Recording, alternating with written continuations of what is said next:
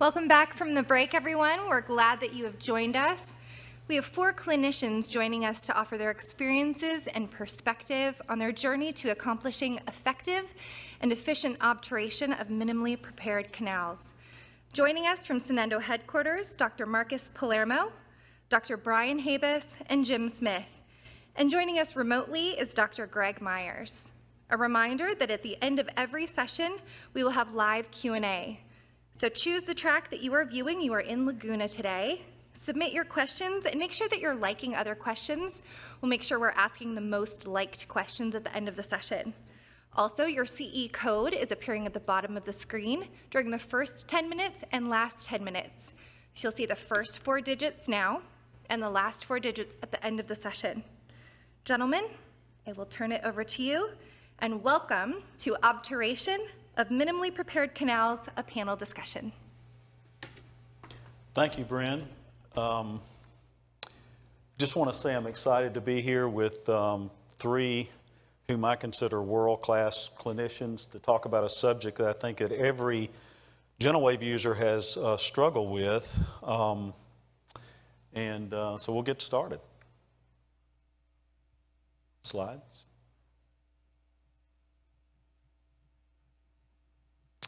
I just want to say this too, to begin with. I think as the GentleWave technology progresses, and it's progressing very rapidly, I think we're very soon we're going to be to a state or a position where we'll be doing almost no instrumentation to our canals, which leads to actually a greater challenge in obturation. And stay tuned, because Dr. John Cottamy is going to be talking about that a little more in depth after this presentation.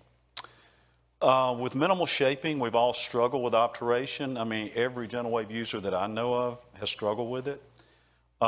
There's no prescribed or recommended obturation technique for finishing GentleWave cases. And I really think, in my view, everyone really just has to find a way that works best in their hands. So you develop a technique that gives you the most consistent results for you, not for me, because all of us do things a little differently. And hopefully you can pick and choose and take some things and try them, and hopefully it'll help you. For me, it's basically boiled down to 2 techniques. For smaller canals, when I'm instrumenting to a 1504, I'm using a single cone and BC high flow sealer. For larger canals with a great deal of natural flaring already in the cervical and middle thirds, I'm using what Steve Buchanan has described as a modified continuous wave technique. I'm just going to walk you through how I approach a case and to maybe give you some ideas. What I normally do is I take pre-op measurements with CBCT in more than one view, more than one plane. I then use an apex locator, and then because I'm old and I'm old school, I actually take a radiograph with the files in place. And really I just want to verify that everything, that I'm not out of the tooth, that I'm not going to over-instrument. Because the worst thing, in my opinion, you can do if you're using GentleWave is to instrument to or through the apical constriction. It creates a lot of problems. So after I get my links, many times what I'll do is I'll actually run GentleWave, build a platform, run GentleWave through the hypochlorite cycle, then take my links, and that's kind of where I am now. But once I do that, I do what minimal instrumentation I'm going to do. I also use a Trialdo ZX2 just as another safeguard, and I've set it to reverse at 1 to 1.5 millimeters from the apical constriction, or red tone. These are the most common files that I use. I do use others, but primarily I use the Edge Sequel Sapphire, which is the Vortex Blue equivalent, and those 3 are about all I use. So here's the way it goes. After I've run the GentleWave cycle through the hypochlorite, and then I get my links, I do what little instrumentation I'm going to do, and then I'll irrigate with chilled hypertonic saline. I go ahead and fit my gutta percha cones. Usually, say if I instrument to an 04 number 20, I usually will fit a 15 cone because I can fit it a little closer to the apical constriction. I dry with paper points, and then I leave the paper points in the canals. I actually remove them one by one as I'm filling the canals, and I inject BC high flow sealer with a 29 gauge navy tip. I then seat the cones with sealer, and that's when I take my cone fit radiograph. I don't take a cone fit unless I have sealer in place. This is an example. You can see I've got the cone seated. If I see that the sealer has flowed to the apical constriction, then pretty much I'm done. I just sear the cones, and there's the, I just want to show that. That's how I inject the sealer. I sear at the orifice and I compress with a cold plugger, and that's pretty much a single cone technique. To be honest with you, I mean, I was for years warm vertical, backfill. When I started doing this technique, I thought I was cheating. It's so easy and so consistent. So that's my single cone technique. And let me just talk about the sealer hydraulics, and I want to show an example. If you look at this distal root, this is when I've taken my cone fit radiograph with a sealer in place. All I did on this case was I seared at the canal orifice and compressed with a number 8 plugger. And if you look at the distal canal, sealer hydraulics translate even in just that little bit of compression. So this was not a short downpack. This was merely searing at the canal orifice and compressing with a number 8 plugger. So you do get sealer hydraulics even that way. This is a case where I never could get within 3 millimeters of the mesial buccal apex. It actually had 3 canal orifices in the mesial buccal, but it was just, I bent the files every which way, didn't get there. Now I really, with GentleWave, I really don't struggle with that because I trust the GentleWave to do what it's going to do. This is after I've seated the cones, and I just purposely fill the distal buccal and mesial buccal on this one because my access opening was a little small and I couldn't really see everything real well. So anyway, this is with the cones seated, and you can see that the sealer actually, I've got like a trifidity at the end of that mesial buccal root. Well, I didn't really like the way the sealer flowed because it didn't look like it really filled the anatomy real well. So I had 2 choices. In those cases, I'll either pull the point out, add more sealer, and then reseat the cone, or I'll do a short downpack. In this case, I decided to do a short downpack on the mesial buccal. The distal buccal and the palatal were pretty much single cone. So you can see after I did the downpack, you can see how I captured the anatomy in that trifidity. And so this is a very simple technique. The filling technique I use now takes me minimal time, and I'm able to get consistent results with it. And I think that's the important thing. You need a technique that works for you where you can consistently get the look that you want. You can see the cone seated with sealer, and then after I've downpacked it, I get more anatomy showing up at the end of the root. When I do a short downpack, and I want to thank Steve Buchanan for lending me these slides, all I'm talking about is we're not like we used to try to get the heated plugger more than halfway down the root. We're just doing a short downpack. Actually, seat the cone with sealer in place, and really the downpack is probably shorter than this, just to move the sealer, the bioceramic sealer into place. This is an example of a single cone seared at the orifices. Before GentleWave, I did get anatomy in a lot of necrotic cases. Now using GentleWave, I get it in many cases like this, single cone technique. In naturally larger canals, as I explained, in this case, I use a modified continuous wave, and then I backfill with an obturate or a beta mini. This was not a fractured root. This was actually a long-standing draining tract. Okay, this is a case where you can see the coronal view of this lower bicuspid, and you can see the buccal canal. There is a lingual canal, but I could only get a file into the first 2 to 3 millimeters of the lingual canal. Never actually got it into the lingual canal. So I fill the buccal canal with a single cone, and basically just wedged a navy tip in the lingual canal and squirted it with BC sealer. So that lingual canal is only filled with BC sealer. And if you'll look closely, if I had made my access opening a little larger, I actually probably could have gotten a straight line into the lingual canal, but really I didn't want to do that. So, and I've got multiple cases where I was able to fill canals with no gutta percha whatsoever. Here's another case, and this is the last one. It's a lower bicuspid. The canal has a fast break in the apical 1/3. If you look at it, this coronal view here is very wide buccolingual, which we all know. Mesial distal is pretty narrow. So I had two choices. One is I could go in and open that canal up larger down to the bifidity, or I could trust GentleWave to do what it does.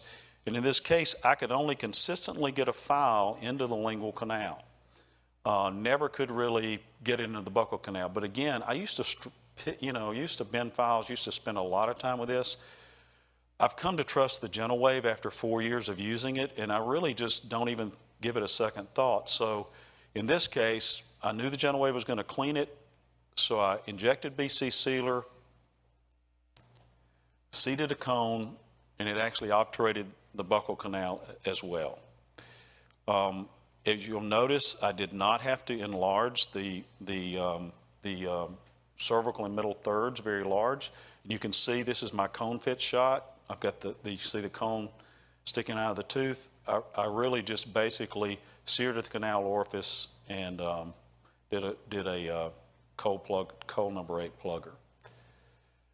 So I hope this gives you some ideas about how you might be able to obturate canals. I know these two gentlemen are going to give you a little different slant on it. And so just pick and choose and try some of these things. Yeah. Thanks, Jim. Great cases. So my GentleWave journey started at St. Louis University, where I did my residency, and I did my master's thesis on the rheology of gutta percha. So the obturation of cases has always been an interest to me for years. And I started to change my thinking after interacting with another TDO member, John Cotomy, who we'll be hearing from shortly here.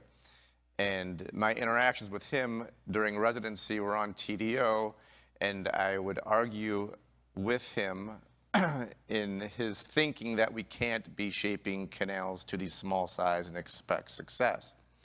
So I was reading the literature and thinking you had to take these to, 25 or 30, or you name the size. These canals needed to be machined to get the bacteria cleaned out and filled properly. So the thing that got me to think differently about that was when he started to show some anterior cases with access, not from a lingual or palatal approach, but more from an incisal aspect. So I started to think, well, if I'm wrong in accessing teeth this way, what else might I be wrong in? And I started to open my eyes to some of his longer term and intermediate term recall cases where he would show success, not necessarily cases he'd done, but just small underprepared shapes, or at least underprepared in our thinking at that time. And they were showing 20-year recalls, 40-year recalls, and it's hard to argue with success. So I looked at that, I started to think the damage that we were doing in some of these teeth, and I started to think of endodontics as just being part of the process of saving a tooth. And I have come from a restorative background because I spent 6 years as a general practitioner before I went back to do my residency. So that kind of fit right into my past dental career, and I started to move forward. So one of the things that I thought of as I was moving forward is minimizing my dentin removal during accessing. So during my residency, I came up with what I called an evolving access. So in multi-canal teeth, even today, I'll find one canal and use that canal as my road marker on the dental map floor to find other canals. So I'm finding one orifice and just taking away enough dentin to go and find another orifice, and it would expand until I found the canals. And that was one way I can keep my access smaller and take what I needed from the tooth in order to do my job. Then as technology developed, I started to get involved with listening to Dr. Erica Branson and the introduction of heat-treated files, and that allowed us to continuing our conservative approach to shaping canal systems. But then as I was doing that for a while, I started to think, well, I'm able to preserve so much tooth structure and keep things small. I might be structurally saving some of these teeth, but what am I leaving behind in the canal systems? And so for me, it was a perfect fit for GentleWave to come about, and I've been using GentleWave for a little over 2.5 years now. Using GentleWave even allowed me to become more conservative. That made the obturation aspect even that much more difficult. So what I've done is I've come up with not necessarily come up, I've used 3 different techniques to fill canals, and really on a daily basis I'm doing these. So when I was asked to do this presentation from that week forward, I found some cases, which you'll see in just a minute, that I use throughout the course of a week, and just showing examples how I do these different techniques. The first one is just a simple warm vertical condensation of gutta percha. The second one is a warm vertical condensation of gutta percha with a side squirt, which I've learned and discussed with Mike Trudeau, who helped me years ago to talk about this technique. And then the third one is a system S, or system squirt, or Strapco, which I learned from Joe Dovgan, who came to St. Louis University one day during my residency, and then also Dr. Jason Joe, who helped me to see about how I can condense gutta percha better apically. So my obturation goals are to predictably, and predictably being a key word here because there is a variance in predictability amongst the different techniques. So to predictably obturate the root canal system with as much warm gutta percha as possible. I want to minimize the volume of the canal that's filled with a cold gutta percha cone. I want a thin layer of sealer coating the walls. I want to minimize the effect of shrinkage, and I want to intimately capture the original root canal anatomy as best I can, because that's what I like to show and see in a finished product. So during the warm vertical condensation, we've all done this. I use it when I can fit a cone to length and it binds closely throughout the entire root canal system. I use system B to transfer the heat with an apical push of the heat carrier, followed by an application of a plugger. And I do that multiple times in each canal to get a good downpack, and then I can backfill with my warm gutta percha. The warm vertical condensation with a side squirt is a little bit different, because what I'm looking for is space along the side of a cold cone, and I use that space to optimize the volume of warm gutta percha that I can compact into a canal. So when I find space, either that's present without me doing anything, or I can make some space either by using a system B to get along the side a little bit, or even taking an explorer and just kind of laterally condensing my single cone to get a fin of space inside the root canal space. I use that to place the warm gutta percha into that aspect, condense or extrude the gutta percha, and then condense that all as one, with an emphasis on making sure I'm packing in that cold cone as best I can. So I'm trying to maximize my amount of warm gutta percha along the side of a cone that's already fit and is pretty predictable in its obturation by itself.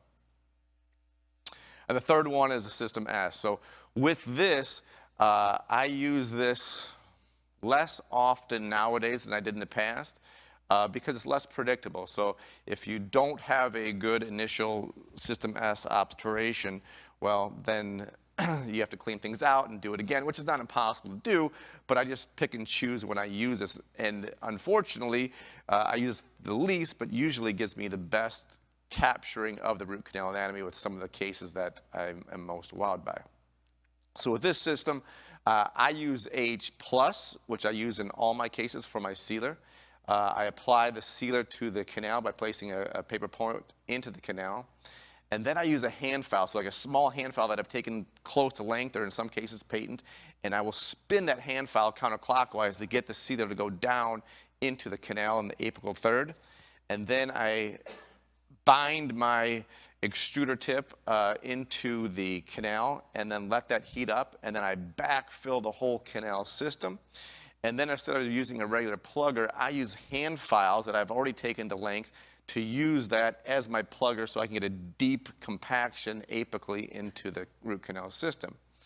Now sometimes the hand files will pass through the apex, and that happens many times, and I just keep on going back with the extruder and get more gutta percha in the canal, use that gutta percha pad as a stop, and I keep on plugging, and I will push myself out of the canal as I compact the gutta percha deeper and then not so deep, and then at the end I can go back to a traditional plugger. So that's how I do this technique.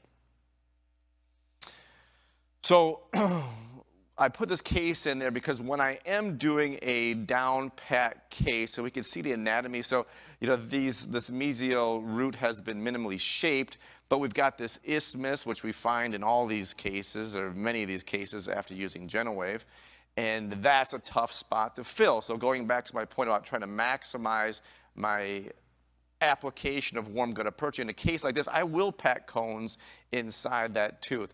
Sometimes in 2 canals, but if I do have a merging system, a lot of times I'll pack a cold cone in 1 canal and then use the other side to extrude the gutta percha into it and compact that warm gutta percha into the rest of the system.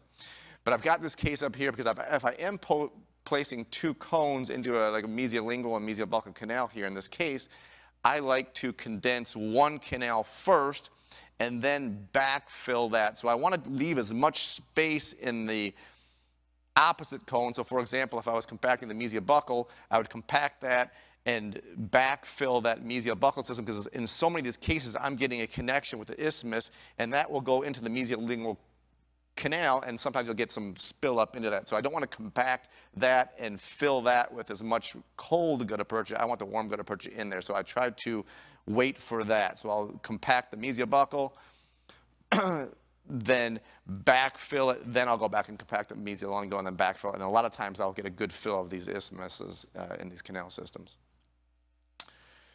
So here's a case where I use the system S. So I squirted this distal canal. You can see really the coolest one in this case are the mesial canal systems. So you got this mesial coming off there, and it's got a lateral canal going off in the bifurcation. And that's good to see. But I put this case in there because not only that, in this distal canal, you could see my cone fit on the upper right, and I was not able to get a cone anywhere to length. So instead of going back and machining a shape, I already know that system's clean.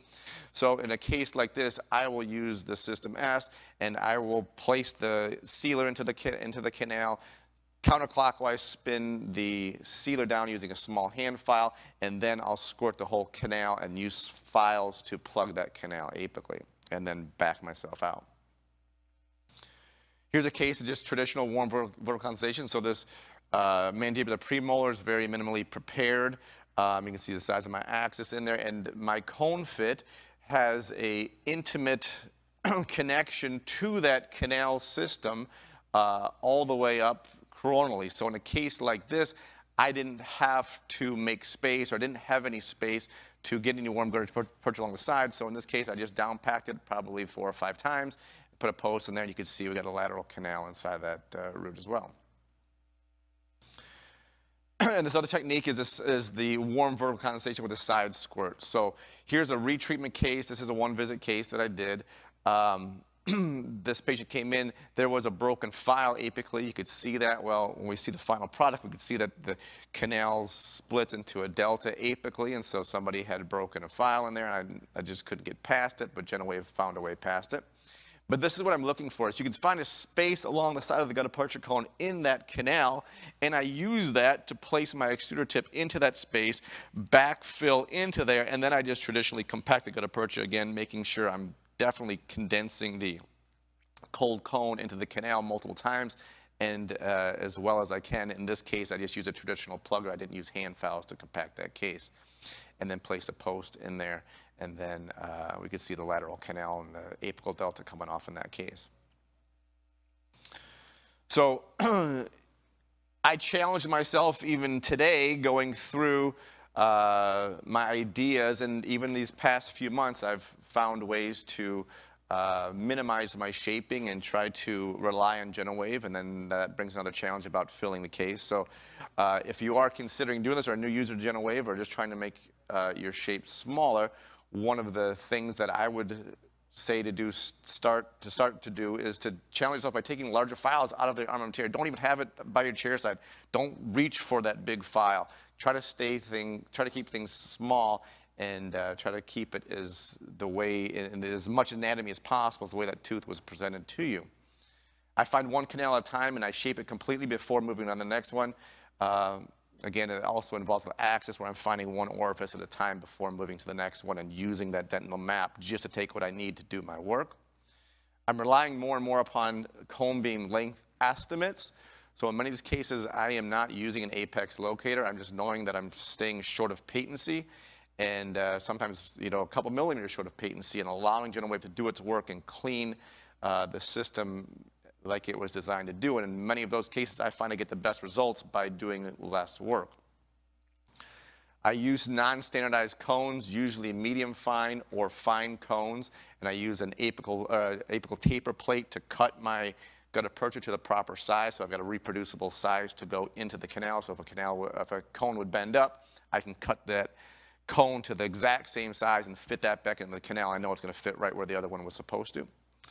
And then, as I'm going through this and making things smaller, remember that applying apical pressure to compress gutta percha pushes the sealer in there and gutta percha, the warm gutta percha better to fill these irregularities. And as our canal volume size decreases, the pressure we're applying increases over that time. So remember that we don't need to be pushing so hard. As we go smaller, we can get some great results by having small shapes. Dr. Palermo. Okay, great cases once again. I'm pretty much going to just kind of echo some of the things that were already discussed, but I think Dr. Smith is spot on that each of you needs to come up with your own technique, just like any other process that we're doing in clinical treatment. What works in one clinician's hands may not in the other, and so you just have to do your own exploration, trial and error, and find what works best for you. So my evolution of obturation, I did my training at Temple University, and we were trained to open the canals pretty big. I finished my training in 2007, and at the time I finished, I think I had almost every canal was instrumented to at least a 3006. And then I spent my entire private practice career trying to shrink that down and get into a smaller preparation, smaller accesses, and dentin preservation, as everybody's been working for. And I was fortunate enough to practice with Dr. Tom McClammy in Scottsdale for a while, and he taught me a lot of the Schilder techniques, which was one of the things I had lacked from some of my endo training, and taught me in ways of maintaining the smaller apical sizes, but of course you still had to flare the coronal portion in order to get irrigants into the area and achieve success. And when I moved to Santa Fe and started Santa Fe Endodontics about 8 years ago, I started using some of the V-taper files and following some of the Dr. Cotomy and Dr. Herbranson techniques. And what I transitioned to was a large percentage of my cases were done in multiple visits to allow me to use calcium hydroxide, have more irrigation time.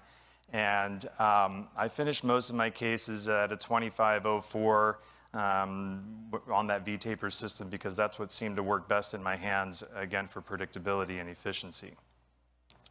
So I was always looking at irrigation adjuncts as a way to try to streamline this process and become more efficient and convenient for everybody, particularly the patients that end up coming in multiple times. So I looked at the PIPS product, and I purchased my GentleWave unit in March of 2017. And then I started getting even smaller in my canal preparations, down to 20 or 1504s. But the trade-off was it became incredibly more difficult to obturate these spaces. And at the same time, just as Dr. Habas had mentioned, you start seeing a lot more anatomy when you're actually doing less. And so I have evolved to get this standardized procedure where I pretty well finish all of my canals to a 2004, a 2006 at times, rarely though. And then I instrument and fill a millimeter short, just like the other two clinicians spoke of. I do take cone beam measurements preoperatively, and I use an apex locator, and I use BC sealer in all of my cases. I've used the high flow in the past. I've gotten back to the regular BC sealer. I personally don't see a drastic difference. And then most of my canals are done with the single cone obturation and searing at the orifice, putting a little bit of pressure there, and seeing what you get. And you'd be surprised how much anatomy you pick up with what seems to be a cheating technique and a little bit of work. I use the VC gutta-percha points just so that you get that cohesiveness with the VC sealer. What I've found is, as Dr. Smith mentioned, I instrument to a size 2004. I use a 1504 cone for my obturation, and with great predictability, well over 90% of the time, those cones fit right to my length that I've measured, instrumented, and anticipated filling to. I do a final irrigation rinse with the hypertonic saline, dry with paper points. I inject the VC sealer in the canals, and I actually started a couple of years ago using a size 30 Lancelot spiral. There are some short ones you can get. They're about 17 millimeters that work quite well, and I spin those in the canals. I just place it until it binds, back up about 1 millimeter, and just back it out as it's spinning, and then seat my cones thereafter. And I use the heated plugger as far as it will reach. In some canals that are larger, it goes in a fair amount. Other canals, it's barely at the orifice level.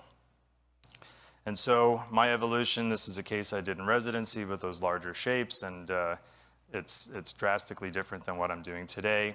This is a case that I completed when I was practicing with Dr. McClammy.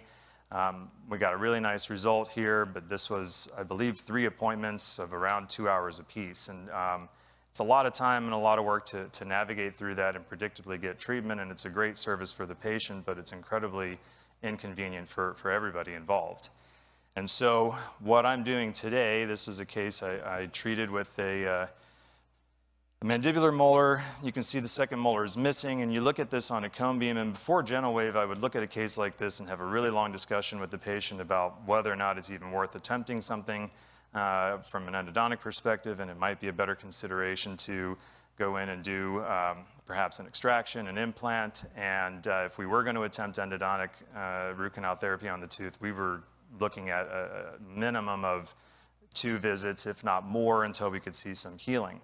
You can see in the cone beam slices, there's almost no bone to the distal. The buccal plate is eroded on that DB root. This is in a radix endomolaris case, so there's that 3rd lingual root on the case.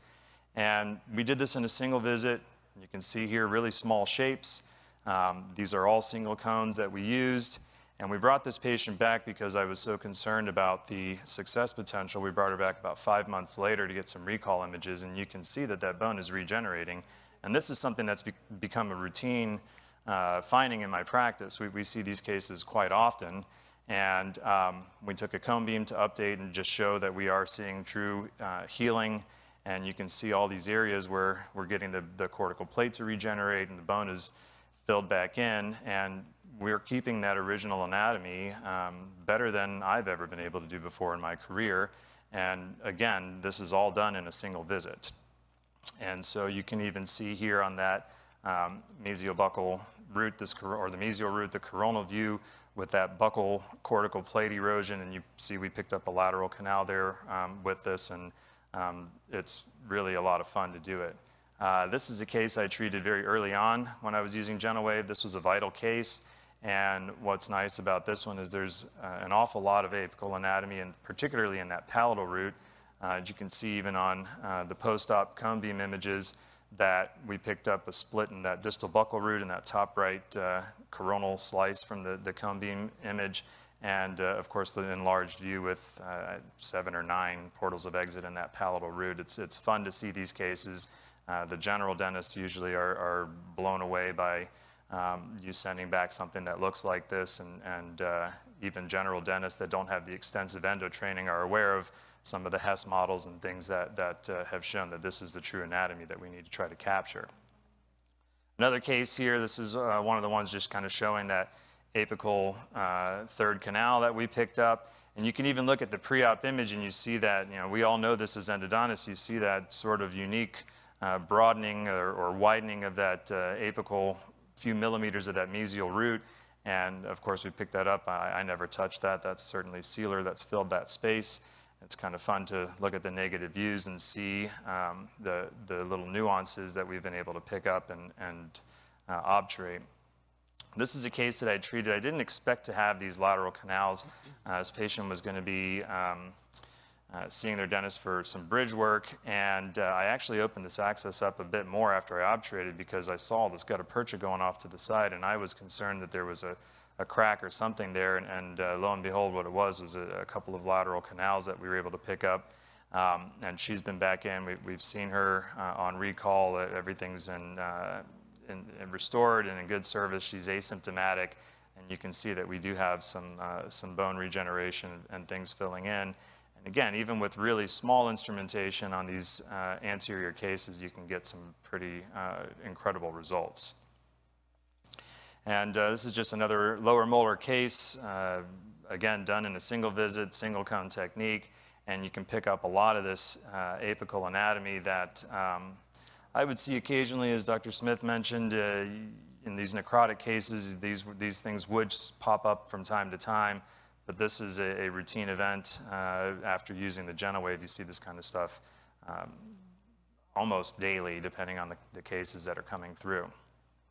And this is something that the obturation factor was one of the most frustrating things to try to figure out. But again, if you work through the different things and you figure out your own system that works in your hands, you'll find, as I think a lot of us are starting to realize, that in many aspects our job is becoming easier with some of the new technology advances. And it's really nice to be able to go in and predictably treat these cases, do them in a single visit. The patients love it. I spent my first 10 years in practice concerned that if I rushed through a case, a patient was going to be thinking I was cheating them or cutting corners. And what I've found over the last few years is people are much happier when I can do their cases in one visit. And if I can do them faster for some way and still get good results, they'll pay more for that. And I don't charge more for it, but the patients are happy to get through these quickly. So we'll leave it to Dr. Myers here to finish up. Hi, everyone. It's an honor to present today for you today and share the podium, although virtually, with these three pioneers in the GentleWave community. My path to develop a predictable technique for obturating conservatively instrumented canals is not unlike Brian, Marcus, or Jim's. My technique has evolved over the past 2 years with the help of other GentleWave users and a lot of trial and error. A great benefit to becoming a GentleWave user is access to the GentleWave community site, which allows for discussion and sharing of advice regarding all aspects of GentleWave endodontics, and that's really helped me through my journey of being a GentleWave endodontist. I have 3 approaches to obturating canals that are easily reproducible and predictable. The biggest change to my technique is the injection of sealer into canals, whether it's using ThermoSeal or bioceramic sealers. Injecting the sealer enables me to place the sealer to the depths I require and helps to ensure that consistent amount of sealer is present to obturate all the isthmuses and lateral canals. I had a major problem initially with getting a lot of voids when I was dealing with conservatively instrumented canals, and this has really helped rectify that for me. So you can see I kind of break it up to 3 different categories: small canals, medium canals, and large canals. Obviously, I'm injecting sealer in all of these, and single cone really winds up becoming more of the obturation technique we're using, because we are really minimally instrumenting these canals with great success. So there's not a lot of extra room to be putting a lot of other obturation materials down into the canals, and with great success we can use a single canal in the cone. Medium canals, a little bit more of a lateral condensation technique and then searing it off with a system B. And then larger canals, I'm getting involved with the vertical compaction and condensation. And the reason for that is, and you'll see some really neat cases with that, some of these canals are just so large, and I want a really tight fill with good sealer and no voiding. So I incorporate the warm vertical condensation technique in those bigger canals. So on some teeth, I may be using all 3 of these techniques to fill the tooth. Here's a case which has some pretty unique anatomy. You can see in the distal canal, there were some fins in there, and there are a bunch of lateral canals on this tooth. And that kind of highlights it. In this tooth, I used the larger technique in the distal canal, which really helped get the fin on the distal. And then in the mesiobuccal, mesiolingual, I did more of the medium canal technique. And we were able to get the sealer where we wanted it without much voiding whatsoever. This is a tooth where I definitely employed the larger technique that I like to use, using warm vertical condensation in that distal root. That was a huge isthmus, and 1 canal, 2 canals, 3 canals is not going to fill that very effectively. So I used that technique and went down to basically the break point between those 2 canals, seared off the gutta percha and slowly backfilled it. And you'll be able to see on this slide, you can see lateral canals everywhere. And in the mesial root, you're going to see the lateral canals, the isthmus is between the 2 roots connecting to one another. In the mesial root here was a medium technique where I am doing some lateral condensation. C-shaped canals are very challenging, as we all know. In the past, I'd have to use mud spurs to go down there and open them up just so I felt more comfortable getting access to the canal system so I can clean it more thoroughly. It always was frustrating when you would instrument the canals and see a ton of tissue in these isthmuses and grooves between all the canals in a C-shaped canal system. The GentleWave really, really helps with that, removing that tissue without me having to hog out this tooth. This tooth, I've seen so many examples of it being over-instrumented and weakening and then eventually fracturing. Well, I'm not worried about that anymore with the techniques we employ with instrumenting these canals and then multisonically irrigating them. This technique was a combination of all 3 of my obturation techniques. The distal canal, I did more of a warm wave of vertical condensation. The mesial canals were single cone. And as you can see, we had lateral canals and isthmuses connecting everything in this tooth. I always love showing premolars when I'm doing lectures to general dentists because I like to show them that these things are not that easy. And there is a lot of tricky anatomy in these teeth. And one thing to also discuss is you're going to see a lot of lateral anatomy in necrotic teeth because there's not a lot of resistance to the techniques we're using in filling techniques. This was a vital tooth. And to get this type of anatomy in the apical third obturated properly, you're never filing that. You can't leave sodium hypochlorite in that tooth long enough to get to it. You need help. And using the multisonic irrigation really helps us get to that point. And I knew based on the CBCT on this that I had some lateral anatomy. So I injected to that depth and made sure I left a good amount of sealer in the apical third so that it would flow very nicely when I used my single cone technique in this tooth. This tooth is another example of a vital tooth that had some extra anatomy that if we're not doing the techniques that we're employing now, may not be able to get this lateral anatomy. And in this tooth, I used the warm vertical compaction in the distal root. And in the mesial canals, this was single cone, just a little bit of a larger, an 0425 cone. And even with that, I was able to get that lateral puff into the furcation in the lateral and the apical third. This is a multiple lateral canals. This was pretty much all lateral, using a single cone, my second technique with a medium canal, where I put cones in and pushed. The canals, the orifices were a little larger in this tooth. This was a younger patient. And the neat thing about this case is when you can get that lateral canal in that distal root.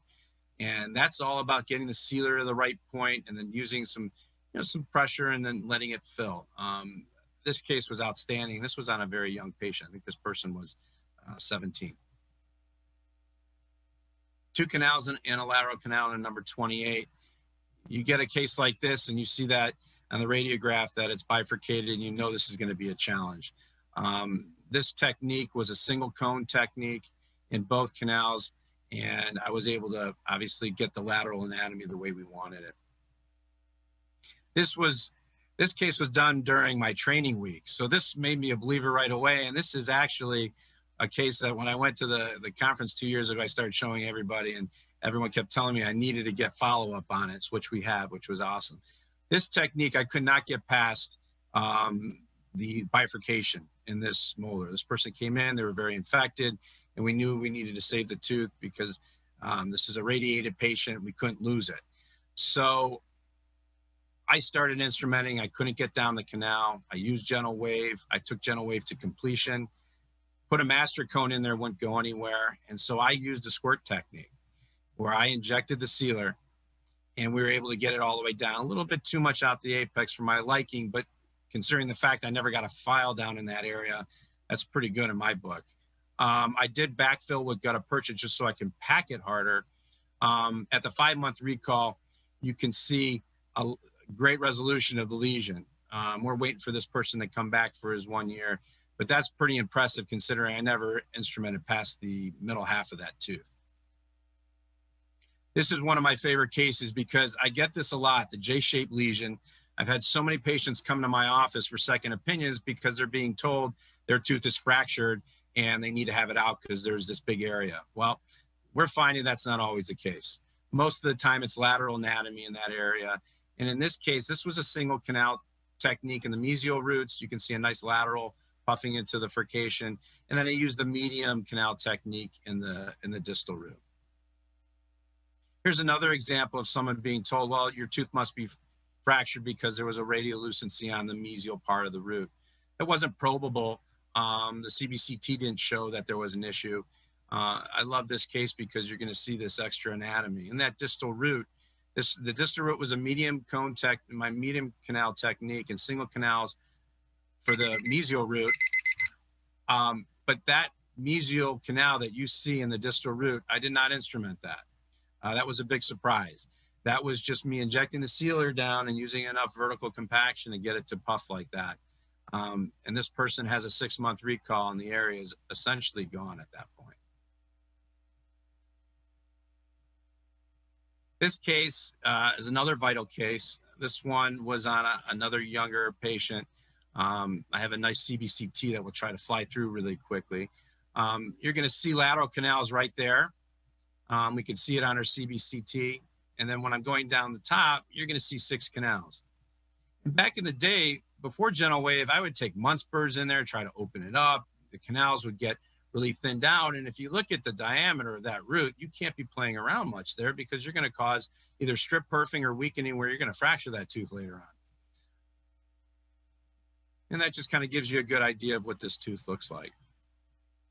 And when we filled it, again, this is a vital tooth, and this is a vital tooth, and you're getting 3 lateral canals in a vital tooth. This was all single canal. I was able to do a single cone, in each root. We had a type 2 canal system in the mesials and type 2, and actually those are 2 separate roots in the distal. But I was able to get the sealer to flow where we wanted it to go. And I took a CBCT so that you guys could see this. But I have found that, obviously there's a lot of trial and error as you're starting to learn this technique. And, never get too frustrated. There are tons of people out there who are always willing to help you. They've helped me. And as a result, I really feel very comfortable filling these type of canals without ripping apart a tooth and strip perfing it and weakening it. I feel so much more comfortable in instrumenting canals that have crazy concavities in the root formation because I know we're not going to over-instrument them anymore. I know that tooth's not going to crack anymore. And we're preserving the natural anatomy of these canals. And that's the whole goal of what we do. Preserve the natural anatomy, sterilize the tooth, and seal it. And that's what we're able to do with these techniques.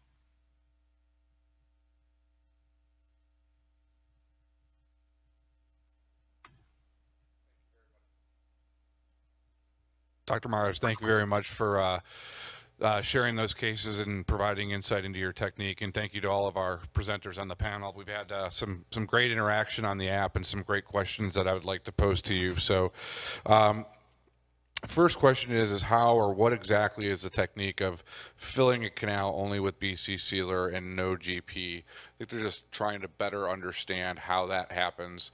Dr. Smith, Dr. Habas, Dr. Palermo, Dr. Myers, do you want to take a stab at that?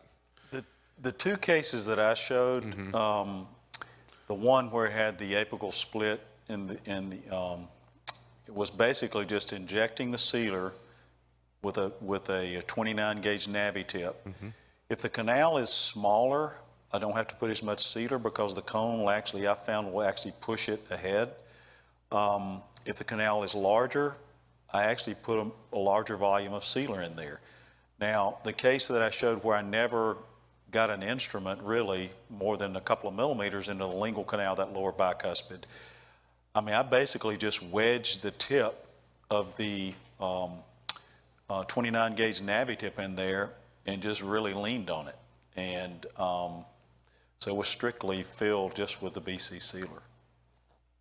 I would add to Jim's too. I showed that case with 228 that I never instrumented the apical half of the tooth. And, you know, after talking to a lot of people and getting ideas in advance, I did basically what Jim did. I took a navy tip down to where I knew I couldn't get past. And I've developed kind of a technique with injecting. I know how much is going to come out with the pressure I'm using. And I flooded that floor, and then I used warm wave backfill and packed it in there to get the sealer out the bottom. So, you know, if you use some good vertical compaction with gutta percha, you can get the sealer to pretty much flow where you want it to go. I think also that there's concern about having just sealer in a canal just based off historically where we've been in endodontics. The trade-off would be some of these are tortuous anatomies. It's impossible to really get instruments in there. And the way you do that is gouge the root out and open it up huge. And I think that is, for me at this point, that's more concerning, that it would be detrimental to open a canal up so large to get a file in there so I can fit gutta percha and feel better about myself. What I'm seeing, I've probably done 2,800 GentleWave procedures at this point, and the healing is consistent, whether I've been able to get in and instrument a canal traditionally or not. And if I'm not instrumenting them, then certainly it's hard to fit those gutta percha cones in. So yeah, the sealer is... Well, and also we know that the bioceramic sealer has very little to no shrinkage. Right.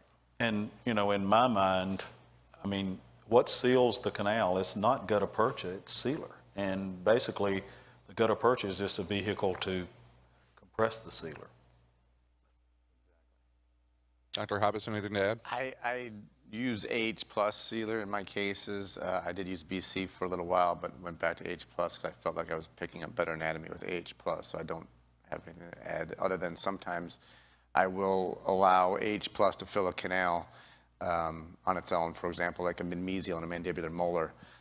Many times GentleWave will open up a midmesial canal that I didn't even know was there, and as I downpack the gutta percha and H+ sealer will come up through that canal. I'll leave that. I'm not trying to fit a cone in that either. Thank you.